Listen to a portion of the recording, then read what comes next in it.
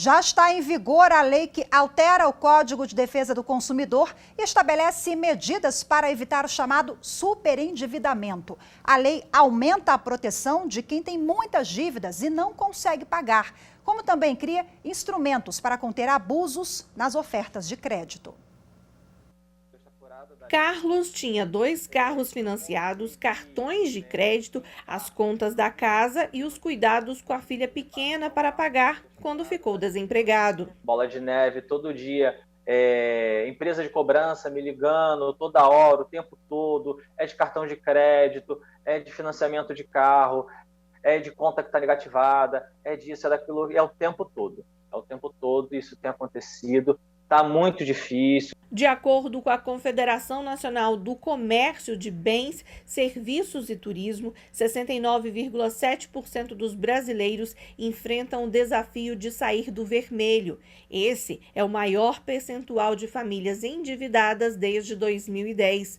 Para ajudar aos consumidores, foi sancionada este mês a lei que altera o Código de Defesa do Consumidor e permite controlar o chamado superendividamento.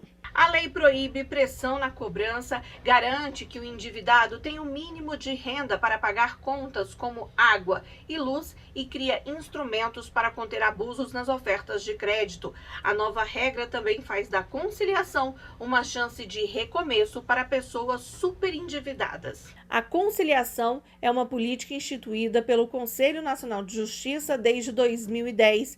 Com esse instrumento jurídico, agora, em vez de procurar uma financeira e contrair uma nova dívida para pagar as outras, quem deve pode procurar o Tribunal de Justiça de onde mora e fazer acordos com os credores e evitar a judicialização dos casos. A lei do superendividamento pretende dar oportunidade para que as dívidas sejam renegociadas, o que também pode ser feito nos órgãos de defesa do consumidor, como o PROCON.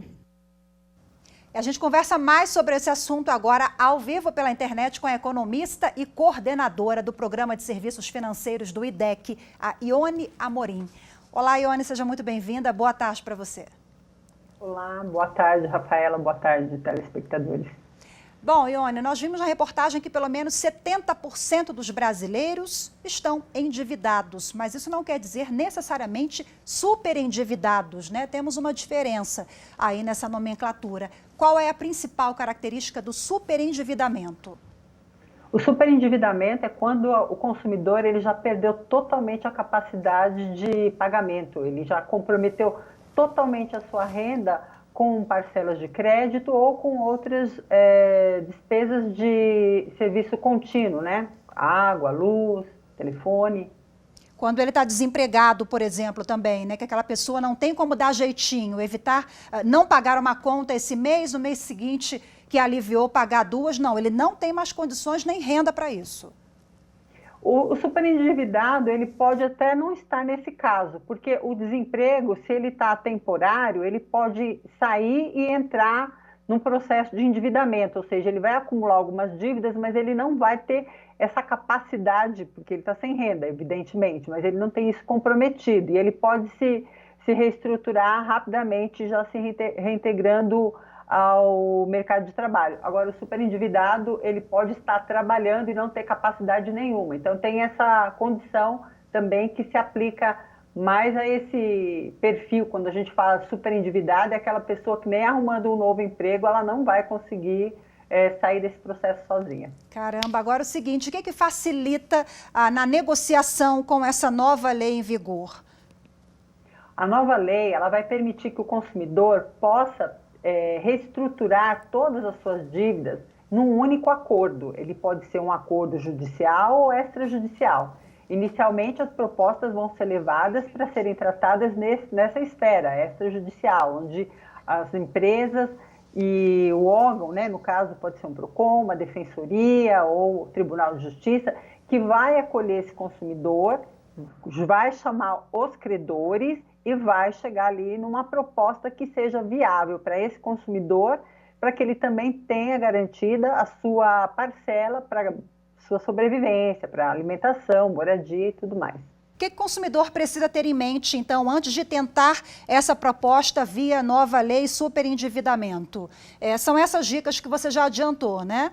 Consigo pagar a dívida? Não, porque não é ele, o consumidor, que necessariamente vai avaliar se ele está superendividado ou não, né?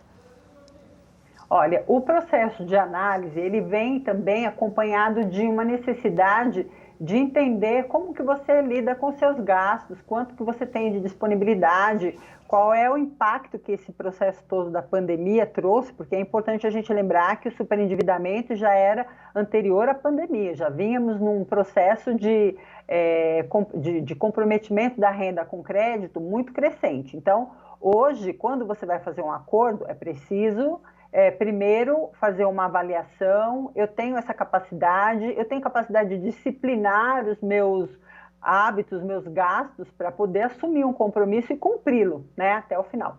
Entender como lidar com os gastos, isso é fundamental, e a lei também prevê uma disciplina, uma orientação ao consumidor e também prevê formas de coibir abusos por parte das empresas, né, Ione? Exato, exato. A lei ela foi estruturada em 3 pilares, né, que é bem importante para que a gente possa ter o êxito, né, na aplicação dessa lei, que é trabalhar a prevenção, ou seja, educação financeira. Tanto para quem já está nesse processo, como eu acabei de colocar, assim, a pessoa precisa ter uma clareza de que ao assumir esse acordo, ela vai ter que se enquadrar a essa realidade de controlar os seus gastos e conseguir cumprir esse acordo firmado, né? Uma situação nova que vai permitir que ele tenha um respiro, que ele volte, né, com a sua dignidade reintegrado ao mercado, mas precisa ter essa disciplina.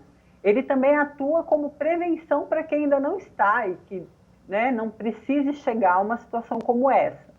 E o outro pilar é o que trata da disciplina na oferta de crédito. Então, o que a gente vai precisar é ter também por parte das instituições um critério mais justo para conceder crédito, para não trazer mais oferta de crédito para quem não tem mais capacidade de assumir novos compromissos e depois ter que terminar num processo de judicialização para entender que aquela pessoa não tinha capacidade de assumir e tomar todas aquelas operações de crédito. Fica a dica aí, orientação belíssima, belíssimos esclarecimentos, ótima entrevista. Ione, muito obrigada mais uma vez pela sua participação. Boa tarde para você, até a próxima. Muito obrigada, até a próxima.